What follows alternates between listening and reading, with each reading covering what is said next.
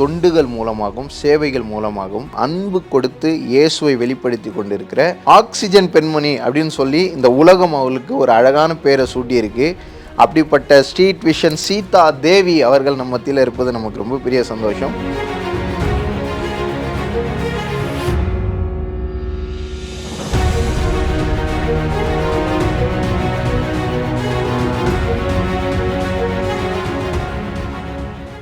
இவ்வளோ பெரிய தரிசனத்தை எப்போ நீங்கள் உறுதியாக பிடிச்சிக்கிட்டீங்க? இந்த அழைப்பு எப்போ வந்தது உங்களுக்கு?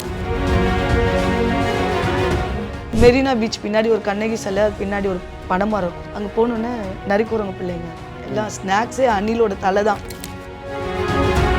நாங்கள் நினைக்கவே இல்லை எங்கள் அம்மாவுக்கு கொரோனா வரும், நாங்கள் நினைக்கவே இல்லை.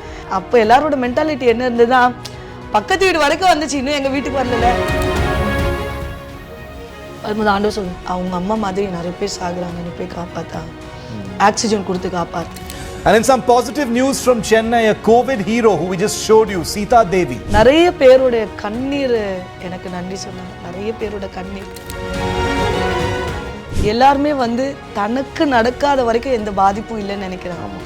மனுஷனா பிறக்க எல்லாரும் சர்வ் பண்ணணும். எனக்கு ஒரு கால் வந்தது, ஒருத்தர் இருட்டில் உட்காந்துட்டு இருக்காரு, மலையில நனைஞ்சிட்டு இருக்காரு. 108 வந்தாங்க, அவர் ஏற்றத்துக்கு முன்னாடி காலில் கட்டு இருந்தது.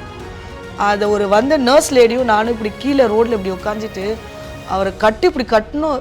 அந்த இது பண்ணும்போது அந்த காலில் அந்த வெள்ளை புழு பெருசு எங்கள் மூஞ்சில டப்புன்னு அடிச்சிருப்பாரு. ஒன்றுமே புரியல எங்களுக்கு. விமனா வந்து தனியாக சர்வீஸ் பண்ணுறது பிக் சேலஞ்ச். என்னோட அடையாளம் வந்து இந்தியா ஃபர்ஸ்ட் ஆக்சிஜன், என்னுடைய அடையாளம் ஆண்டவர் தான்.